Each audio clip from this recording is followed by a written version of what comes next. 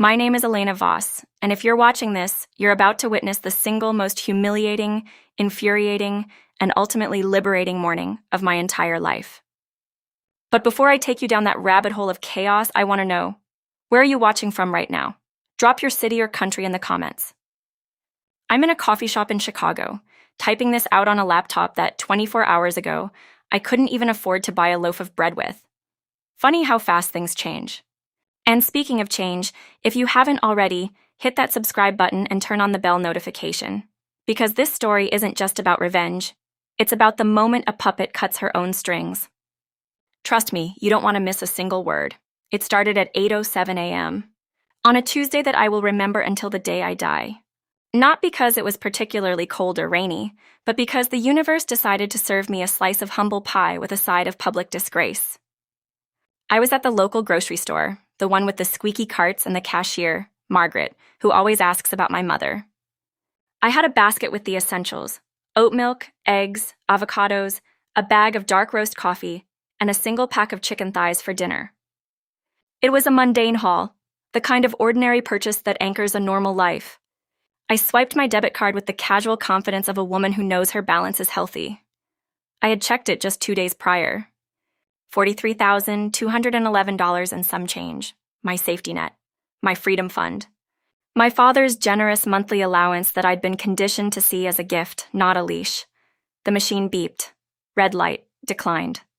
I blinked. That's odd, I thought. I tried again, pressing the chip in a little harder, as if physical force could convince the machine to see reason. Another beep. Another red flash. Margaret's eyes flicked up from the register, a polite, practiced smile frozen on her face. Behind me, a man in a business suit sighed loudly, the kind of sigh that says, "I'm too important for this peasant delay." My cheeks started to warm. I could feel the blood rising, that telltale heat of embarrassment creeping up my neck. "Try it one more time," Margaret offered, her voice gentle, but her eyes now holding a glimmer of pity. I shook my head, fumbling for my phone. "I'll just call my bank," I muttered, stepping aside, letting the suit step forward. I dialed the number on the back of the card, my hands trembling slightly. Not from fear, I was never afraid of money, but from the sheer insult of it. This wasn't supposed to happen to me. I was Elena Voss, daughter of Richard Voss, the man whose name was on the side of a downtown skyscraper. Credit wasn't a privilege, it was an inheritance. The automated voice informed me my account was inactive. Inactive? That didn't make sense. I hadn't closed it. I hadn't done anything. My mind raced through the possibilities: fraud, a system glitch, a clerical error. But a cold knot was already forming in my stomach, a primal intuition that whispered, this was no accident. I hung up and dialed a different number. The one I'd been calling since I was a little girl, asking for permission to go to sleepovers. My father's private line. He answered on the second ring. Elena. One word. Flat. Unsurprised. "Dad," I said, my voice tighter than I intended. "My card was just declined. The bank says my account is inactive. What's going on? Did you forget to transfer the allowance?" There was a pause on his end. I could hear the clink of a coffee cup against a saucer, the rustle of newspaper. He was in his study, the throne room where he presided over his empire. "I didn't forget, Elena," he said, each word dripping with the slow, deliberate condescension he'd perfected over 60 years. "I canceled it, all of them. The checking, the savings, the emergency credit line. Every single account with my name attached to it is now closed." The grocery store noise faded. The beeping of the registers, the chatter of customers, the squeak of Margaret's shoes, it all became white noise. "You... What?" I stammered. "Why?" "That's my money. That's my life." "That's my money," he corrected, his tone sharp as a blade. "Everything you have because I gave it to you. And I've been patient, Elena. Very patient. I've watched you flounder for 3 years since you graduated, playing at being a photographer, taking those artistic trips to Morocco and Iceland. You've made no real moves, no career, no husband, no grandchildren. You've been drifting and I've been funding your drift." My jaw was hanging open. I snapped it shut, the anger beginning to boil. "I'm building a portfolio. I'm working. You said you supported my passion." I supported the idea of your passion, he shot back. But I'm a businessman. I invest in returns. And you, my daughter, have been a depreciating asset.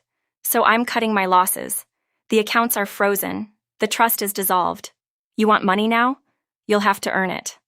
Like I did. No more free rides. I leaned against a display of canned tomatoes, my knees suddenly weak. You can't just do this. You can't just pull the rug out from under me without warning. I have rent due in a week. I have a car payment. You have a brain, he interrupted, his voice now eerily calm, almost paternal. And I suggest you use it. But if you want access to that money again, you'll prove yourself worthy. You'll come home. You'll take the junior management position I've been holding for you at Voss Industries. You'll dress appropriately, speak appropriately, and maybe, if you behave, I'll reconsider. You're not a child, Elena, but you've been acting like one. Now you'll follow commands, or you'll learn what it's like to have nothing. He said it so matter-of-factly, as if he were discussing the weather.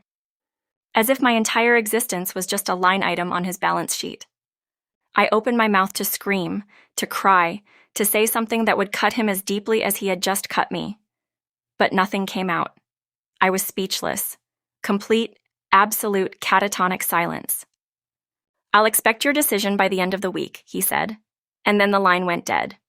I stood there in that fluorescent-lit aisle, surrounded by pasta and canned soup, holding a dead phone to my ear. The suit had already left. Margaret was helping a new customer. I was invisible. My cheeks were on fire, not just from embarrassment now, but from a rage so pure it felt like a fifth limb growing inside my chest. He had done this on purpose. He hadn't called to warn me. He hadn't given me a chance to prepare.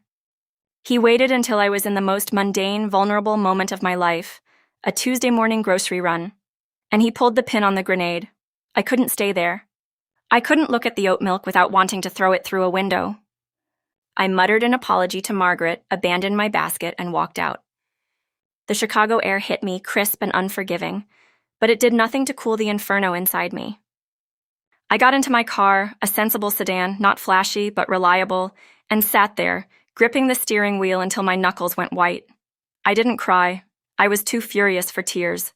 Furious, and beneath it all, terrified. Because for the first time in my life, I had no safety net, no backup plan. I was Elena Voss, and I had exactly $87 in a secondary account he didn't know about. $87. That was the sum total of my independence. I started the engine and drove. Not home. That wasn't an option. It was an apartment he'd co-signed on, and I realized with a sickening lurch that he probably owned the building. No. I drove to the bank. The physical brick-and-mortar branch where my account had been held. I walked in, my face a mask of controlled fury, and I asked to speak to the branch manager. A kind man named David with a balding head and sympathetic eyes confirmed my father's actions. The accounts were frozen by a primary account holder's request.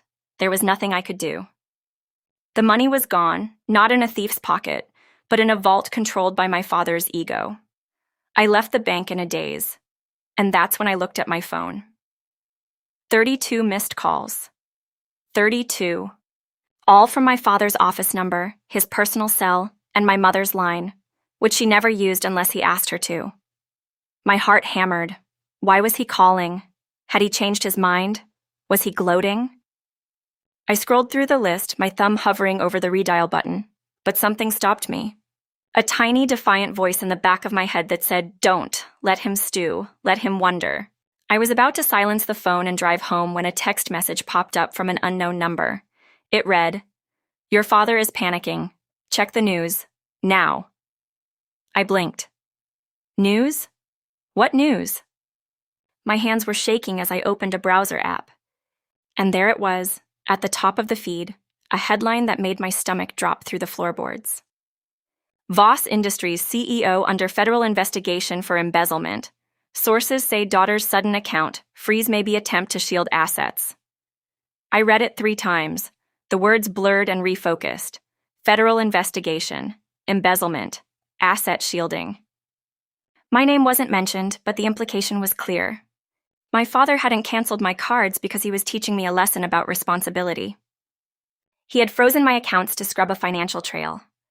He was using me, his own daughter, as a scapegoat shield in a crime he'd been committing for years, and now he was calling, not to apologize, not to explain, but to control the narrative before I could talk to anyone.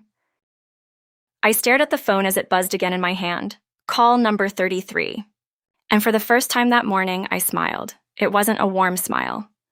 It was the smile of a woman who had just realized the cage door wasn't locked. It had simply been painted to look like it was. He thought he had me cornered.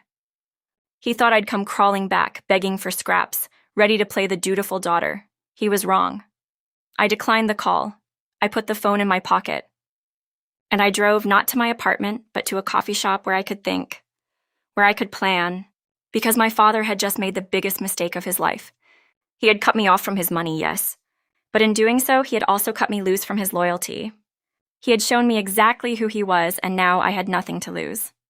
And nothing to lose, I realized, is the most dangerous weapon a woman can carry. I sat in that coffee shop for 3 hours, nursing a single black coffee that went cold within the first 20 minutes. My phone buzzed incessantly on the table, face up, screen glowing with each new notification. Missed calls, voicemails, text messages. The number climbed past 40, then 50. I didn't touch it. I just watched it vibrate across the worn wooden table like a trapped insect, and I let myself feel the weight of what had just happened. The news article was still open on my laptop. I had read it so many times I could recite it from memory. Federal investigation, embezzlement, asset shielding. My father, the great Richard Voss, was not a titan of industry. He was a con man in a bespoke suit, and he had just tried to make me his accomplice without my knowledge or consent. That was the part that burned hottest, not the money, not the humiliation at the grocery store. It was the assumption that I would simply comply, that I would be so desperate for his approval, so conditioned to obedience that I would walk into the lion's den and lie down quietly. He didn't know me, not really. He knew the daughter he'd molded, the one who nodded and smiled and said yes, Daddy, at every family dinner. But that girl had died somewhere between the red light of that card machine and the cold silence of his voice on the phone.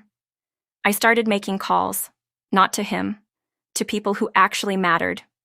First, my lawyer, a sharp woman named Priya, who had handled my lease agreements and a minor copyright issue with my photography. She answered on the second ring, her voice crisp and alert despite the early hour. I told her everything, the frozen accounts, the news article, the implication that I was somehow involved in shielding assets. She listened without interrupting, and when I finished, she said 2 words that changed everything: countersue him. I blinked. For what? Defamation. Unlawful freezing of jointly held assets if any were in your name. And emotional distress, if we want to get creative. But more importantly, Elena, you need to get ahead of this narrative. If the feds are investigating him, they'll come knocking on your door. You need to make it clear you knew nothing, and you need to have a paper trail showing you're cooperating before they even ask. I hung up with Priya and made a second call. This one was to a journalist I'd met years ago at a gallery opening, a tenacious woman named Maya who specialized in financial crime exposés. I didn't know if she'd still have the same number, but she did.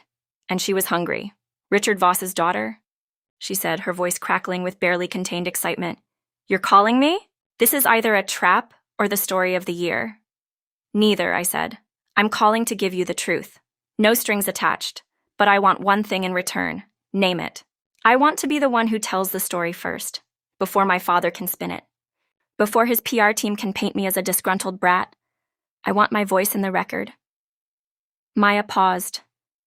I could hear her fingers tapping on a keyboard in the background. You're offering me exclusivity? I'm offering you the key to the entire kingdom, I said. I have access to his old files, his home office, his safe. He never changed the combination. It's my mother's birthday, and she's too afraid of him to tell anyone. I know where he keeps the hard copies. And I know he hasn't digitized everything because he doesn't trust the cloud. The line went silent. Then Maya laughed. A low, appreciative sound. Elena Voss, you are not what I expected. What did you expect? A victim. I looked at my reflection in the dark window of the coffee shop. My hair was a mess. My eyes were red-rimmed from lack of sleep and too much adrenaline. But there was something else in that reflection, a hardness I'd never seen before. a steeliness that had been buried under years of compliance. "I'm not a victim," I said. "I'm a witness, and I'm ready to testify." I drove to my father's estate that afternoon. Not to confront him. I wasn't ready for that. I went because I knew his schedule. Every Tuesday, he had a standing lunch meeting with his board members at a private club downtown. He wouldn't be home until 3. That gave me 4 hours. The housekeeper, a kind woman named Rosa, who had raised me more than my mother ever did, let me in without question. She knew me. She trusted me. And she hated my father with a quiet, simmering resentment that I'd only ever glimpsed in the way she pursed her lips when he shouted at her. I told her I needed to retrieve some old photo albums from his study. She nodded, handed me the spare key, and went back to her work. The study smelled like him, leather, cigar smoke, and the faint metallic tang of wealth.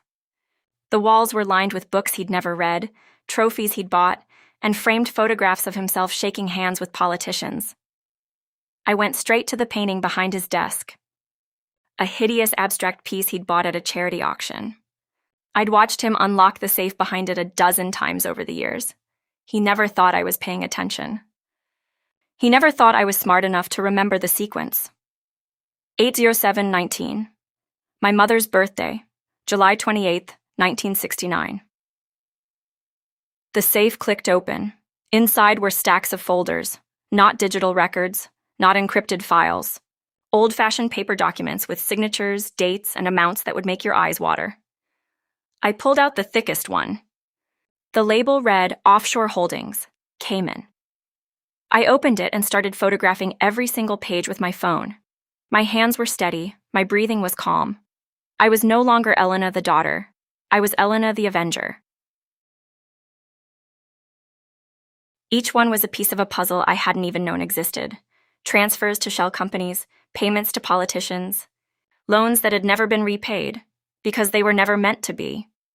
It was a web of deceit so vast and intricate that I felt dizzy just looking at it. But I didn't stop. I couldn't stop.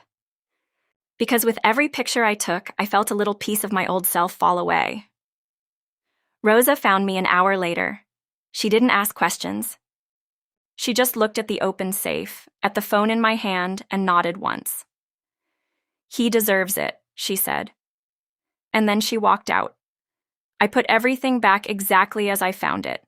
The folders, the painting, the safe door.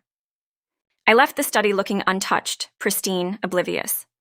And then I drove home to my apartment, my tiny precarious apartment that I might not be able to afford in a week, and I uploaded every single photograph to a secure cloud drive. I sent the link to Maya, I sent a copy to Priya, and then, finally, I looked at my phone. 67 missed calls, 18 voicemails, 42 text messages. The latest text was from my mother. It read, "Please call him. He's scared. He loves you. He just wants to fix this." I laughed out loud. It was a hollow, bitter sound that echoed off my empty walls. Fix this? There was no fixing this. There was only exposure. There was only truth. And I was going to deliver it with the precision of a sniper. I dialed his number. He answered before the first ring finished. "Elena," he breathed. "Thank God. Listen, I know this looks bad, but I can explain. The freeze, it was a precaution, a misunderstanding. I was trying to protect you. The investigation is a witch hunt, and I didn't want you caught in the crossfire. You have to believe me." "Dad," I said, my voice smooth as glass, "I have one question. Anything. Ask me anything. Did you really think I'd just roll over?" Silence. The longest silence of my life. I could hear his breathing, shallow and uneven. The great Richard Voss, reduced to a panting, panicked man on the other end of a phone line. "Elena," he said finally, "what have you done?" I smiled. "I've done what you taught me, Dad. I invested in myself, and I hung up." That night, I didn't sleep. I sat on my couch with my laptop open, watching Maya's live broadcast. She had run with the story faster than I'd anticipated. The headline screamed across the screen. Voss Industries heir exposes father's secret accounts. Federal investigation gains new momentum. The comments flooded in. Some called me a traitor. Others called me a hero. I didn't care about any of them. I cared about the look on my father's face when he saw the news. I cared about the weight lifting off my shoulders with every new revelation. Priya called me at midnight. The feds are already requesting your cooperation. I've set up a meeting for tomorrow morning at 9. Be prepared to give a statement. Be prepared to hand over everything. I'm ready, I said. You're not just ready, Priya replied. You're untouchable now. You've made yourself a whistleblower. He can't touch you. He can't threaten you. You've taken away every weapon he had. I looked out my window at the Chicago skyline. The lights were blinking, indifferent to my personal revolution. But I felt different, stronger, more alive than I had in years. My father had tried to break me. He had tried to humble me in a grocery store, to strip me of my dignity in front of strangers, to force me back into the cage he'd built for me. But he'd forgotten something essential about his daughter. I am Elena Voss. And Elena Voss does not break. She bends. She adapts. And then she strikes. The morning light was starting to creep over the horizon. My phone buzzed again. Call number 68. I didn't even glance at it. I had more important things to do. I had a legacy to burn. The federal building was cold. Not in temperature. The air conditioning was aggressive, but that wasn't what made me shiver. It was the sterility, the gray walls, the fluorescent lights that hummed with a frequency designed to unsettle. I sat in a small interview room with Priya beside me, my hands wrapped around a paper cup of water that I had no intention of drinking. Across the table sat two agents, a man and a woman, both in plain suits, both with faces that gave nothing away. Their names were Agent Morrison and Agent Chen, and they had been staring at me for the better part of an hour while I walked them through every photograph I'd taken from my father's safe. I didn't falter. I didn't stammer. I spoke with the clarity of someone who had spent the entire night rehearsing every word.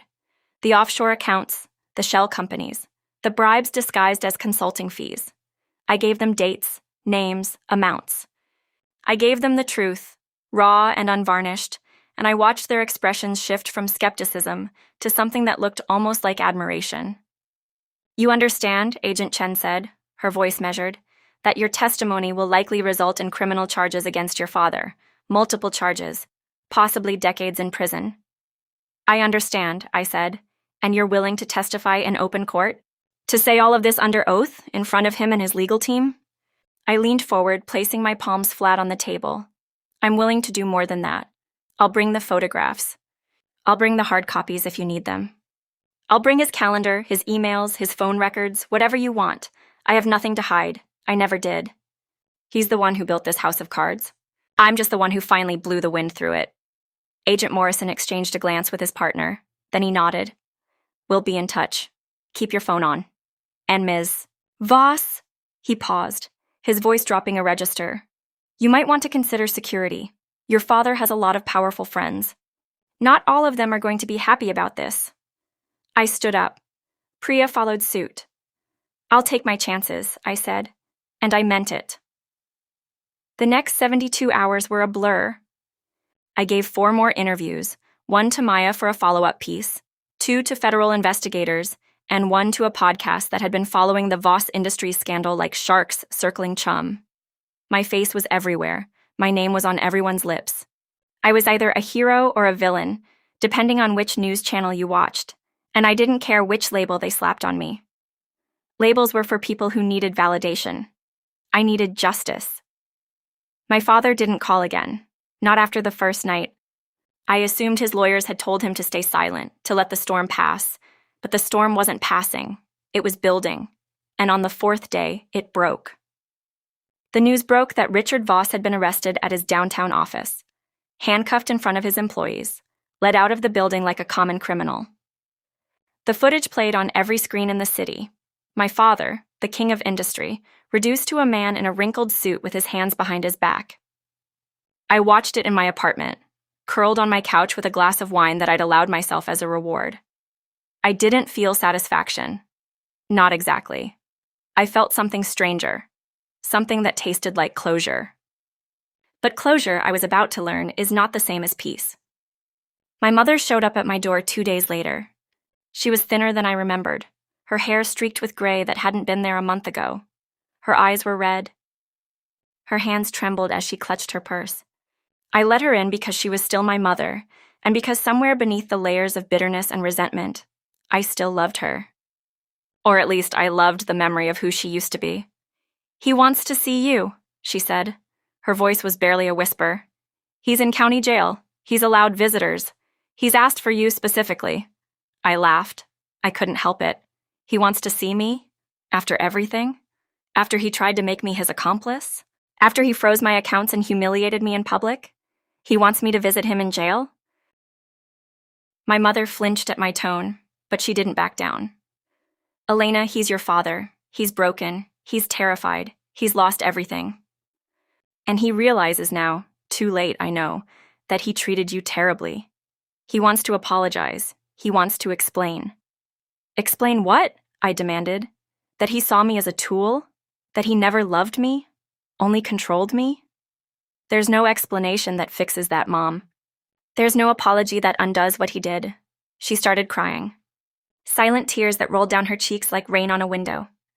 I felt a pang of guilt, sharp and unwelcome, but I pushed it down. I had spent too many years putting my father's needs before my own. I wasn't going to start again. "I'll go," I said finally. "Not for him. For me. I need to see his face when I tell him he has no power over me anymore." The county jail was as grim as you'd imagine. Cinder block walls, metal doors, the smell of antiseptic and despair. I sat in a small visitation room, separated from my father by a pane of thick glass. He was on the other side, wearing an orange jumpsuit that hung loose on his frame. He looked smaller than I remembered. Older. More fragile. His hands were cuffed to a metal ring on the table, and his eyes were hollow. When he saw me, he tried to smile. It didn't reach his eyes. "Elena," he said, his voice crackling through the speaker. "Thank you for coming." I didn't return the greeting. I just sat there staring at him, letting the silence stretch until it became unbearable. "You wanted to see me," I said finally. "Here I am. Speak." He swallowed hard. "I know you hate me. I don't blame you. I was cruel. I was selfish. I thought I was protecting you, but I was just protecting myself. I used you, Elena. I manipulated you. And I'm sorry. I'm so sorry." The words were right. The tone was right. But I could see the calculation in his eyes. This was a performance, a desperate attempt to soften me before the trial, to make me doubt my decision to testify. I knew my father better than he knew himself, and I could see the puppeteer behind the puppet show. "You're sorry," I repeated. "That's interesting. Because I'm not sorry at all." His eyes widened. "What? I'm not sorry I exposed you. I'm not sorry I cooperated with the feds. I'm not sorry you're sitting in this jail cell wearing that ridiculous outfit, wondering if you'll ever see the outside of this building again. You know why?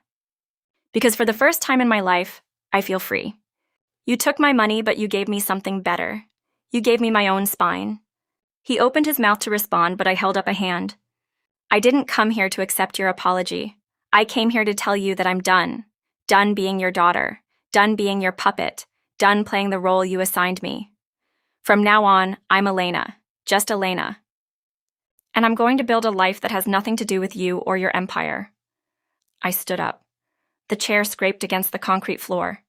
I pressed my hand against the glass, not in affection, but in finality. "Goodbye, Richard." I walked out without looking back. 6 months later, I'm in a different city, New York. I have a small studio apartment in Brooklyn, a burgeoning photography career, and a bank account that I built from scratch. The money from the federal settlement, a whistleblower reward, gave me a cushion, but I don't rely on it. I work, I create. I pay my bills with my own name on the checks, and every morning I wake up and remind myself that I survived the worst of it. My father is serving 15 years. His empire has crumbled. His friends have abandoned him. My mother divorced him 6 weeks into his sentence and moved to Florida to live with her sister. She calls me sometimes tentative and apologetic, and I let her. We're learning slowly how to be a family without him. The 32 missed calls from that morning are a distant memory now, but I still keep the screenshot on my phone, a reminder, a badge of honor. I was humiliated, broken, and stripped of everything I thought I needed, and I came back stronger. So if you're watching this, wherever you are, I want you to remember something. People will try to define you. They'll try to confine you. They'll try to freeze your accounts and your spirit and your future, but they can't take what you refuse to give them.